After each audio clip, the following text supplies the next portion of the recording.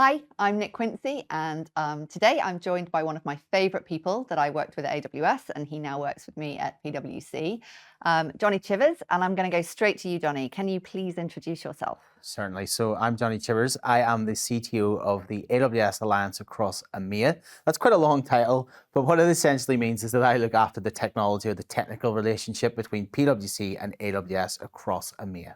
Okay, so you're pulling together the AWS team, the PwC team, and making sure everything Making sure fits everything, together. exactly, everything kind of goes snugly together, bringing the tech and the business. Perfect. And what can you maybe give us a bit of an insight into your background? How did you end up here? Oh, it's a long and checkered history. So believe it or not, I actually started in professional sport, which everyone kind of gives me the look that you're giving, going, how did you end up doing technology from professional sport?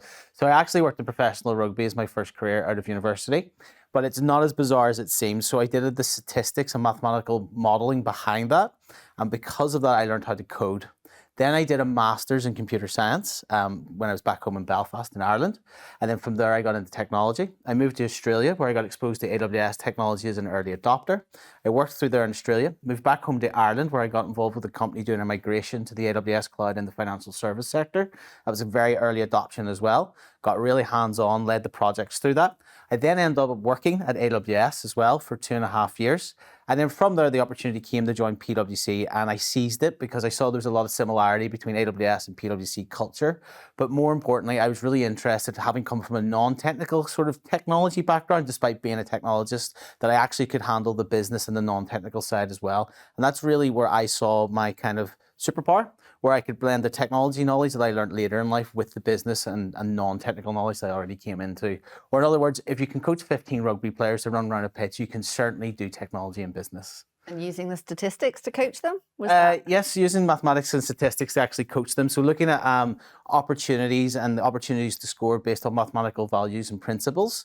And rugby's kind of interesting because we talk about setting up the battlefield in rugby. So you use a lot of tactics in rugby to manipulate the way that the opposition looks before you run your plays.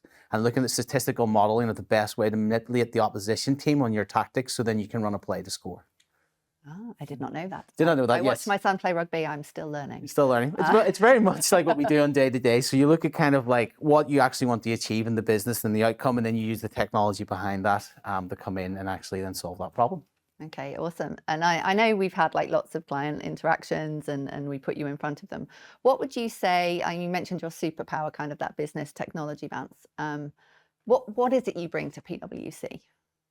So first of all, I've been with AWS technology from a very early adopter. So I have the knowledge. There's now 256 plus services in AWS. And I was quite fortunate. I joined when or started using the technology when there's a lot less. So I've been with it through the evolution of the growth. So I have an ingrained knowledge of the technical side that I can help PwC and individuals in PwC across the firms learn that. So it's one of my first jobs is to make sure that we have the skills and go forward with that. Then the other side of the coin, is the way I looked at it, is the client-facing work. So can sit and talk to clients about solving business problems and bringing the tech in last. So I don't really approach anything with a technology mindset. I look at it from a business mindset, and then the technology underpins what we're trying to do. AWS, as you know, is a series of services that you knit together as Lego blocks, and I see my role then coming up with the instructions on how to knit those Lego blocks together. Okay, so again, it is that working backwards, find the solution, work backwards from there, kind of Yeah. working from an outcome. Okay, thank you. I'm going to ask some questions now around AI. You being the wizard that knows pretty much everything, and me being the one that asks all the stupid questions generally. Can you maybe give us a very brief rundown of the journey? Because we got kind of machine learning, AI, ChatGPT stuff, like agentic AI. Talk us through the journey. So if we go back to where I started my career in professional rugby, I was using machine learning or statistical models, which is the foundation of AI back then, which is 15, 20 years ago, what we now call traditional AI, ML. And I'm putting that in quotes because as someone who kind of came through, I don't really see it as traditional. It's kind of my little baby. About 6, 7 years ago, we really got into the space of kind of large language models and generative AI. And generative AI is really what it says on the tin. It can generate things back. So I think everyone remembers when ChatGPT was released and everyone went on and started asking it questions and it responded in a human-like interaction way. And the way that generative AI does that is that it predicts the next most useful or most common word that it will do in the phrase, and it comes up with a response based on the data that it's been trained on. And that was really useful because people kind of used it in terms of search engines or instead of search engines, or people were using it for knowledge sharing. Then we had agentic AI, and agentic AI comes from agency, which is the ability to do something, to be agentic. Okay. So you take the generative AI model and you give it a set of instructions on something it can do. So we've gone beyond a chatbot, and actually it can carry out an action.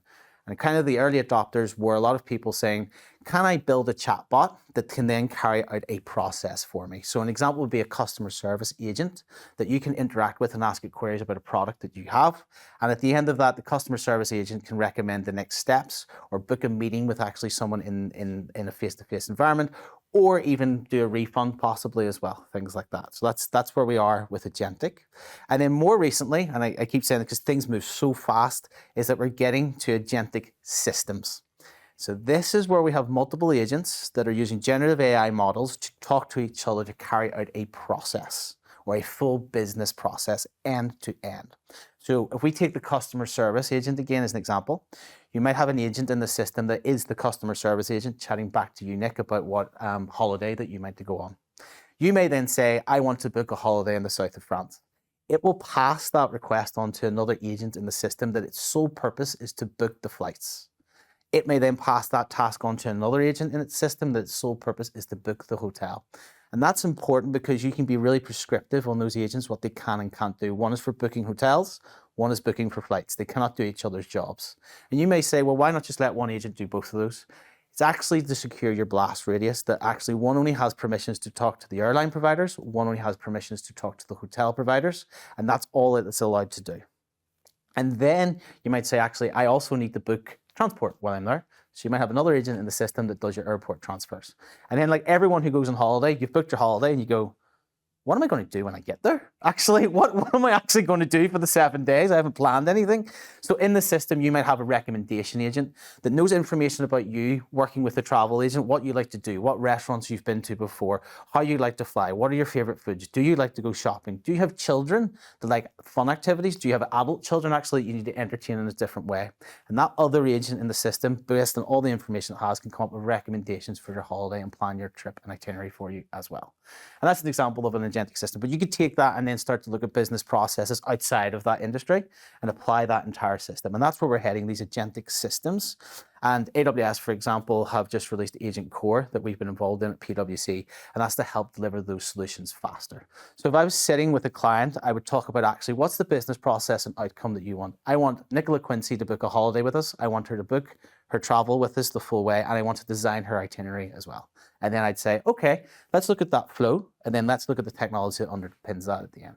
Okay, thank you. And so you've mentioned you worked for a client, you worked with AWS. Like, why do our clients need PwC? Like, what do we bring to the mix? We bring that deep industry domain expertise and business process change. So if you're moving to the cloud or you're looking at AI systems, it does involve a change in your business process. We at PwC have the expertise to help deliver that process change. We also have the insurance practice that can help you bring insurance. We have risk around that as well, so we can help you mitigate the risk. And then on top of that, we actually have delivery capabilities, so we can actually do the full end-to-end. So we can look at the problem from the beginning, take you on a journey through, and actually deliver with it at the end. And that really sets PwC apart. Thank you so much for going into a bit more detail on that, Johnny. You've actually dumbed it down to a level that I understand, so I appreciate that. We've done a number of things with AWS in collaboration, kind of innovating with them. Can you talk us through some of the new stuff that we've done? Yeah, so cutting edge, brand new stuff is the first one we have is called automated reasoning. We're a launch partner with AWS. This is a feature within a service known as Bedrock in AWS. So that's inside the generative AI service of AWS. But automated reasoning itself is interesting because in the industry, there's been hesitancy towards adopting generative AI or agentic AI in case it gives the incorrect answer to a user. That's always a big risk. It's called a hallucination. Hallucination when it actually makes something up. So automated reasoning is a service inside AWS that uses mathematical logical proof. Don't worry, don't have to be a mathematician to use it. It's plain English. It actually takes plain English instructions, converts them into mathematical proofs, and checks the output of the generative AI application. Is it grounded in truth? Did it make up what it said? or actually is what it said true based on the guardrails or the information that you put in? And we've been working with AWS to launch this. One of the things we've done in the UK is we've took the EU Generative AI Act, put it in the automated reasoning, and created an application that users and clients can look at, send information about their generative AI applications, and the output will tell them, does it meet the requirements of the EU Act, yes or no? And if it does meet the Act, it will classify them. And more importantly, it will explain why it's reached that classification on it, so you understand the power or what actually your generative AI application can or can't do within the rules and regulations of the EU. The other thing we've worked on, and we've been a launch partner with AWS, is called AWS Strands. This is a framework that helps you orchestrate agentic applications. I won't dive too much into the technical detail, but at the moment, there's lots of different ways that you can orchestrate agents. So I think about like conducting a symphony orchestra. If you have an orchestra in front of you and you have multiple agents, how do you get the violins and the cellos and the percussions all to line up at the same time? You need an orchestration tool or an orchestration framework. Strands is one of these from AWS. We've launched it with AWS and we're using it with clients to build agentic systems and orchestrate them to make sure that everything stays in time, in tune, and you actually end up with a great song at the end of it. So everything works in time. Yes, exactly. Everything works at the same time. Thank you, Johnny, for going into the detail. I think there's a lot more we could say about this, but we don't have time. So thank you very much for sharing your insights with us. And thank you very much for watching.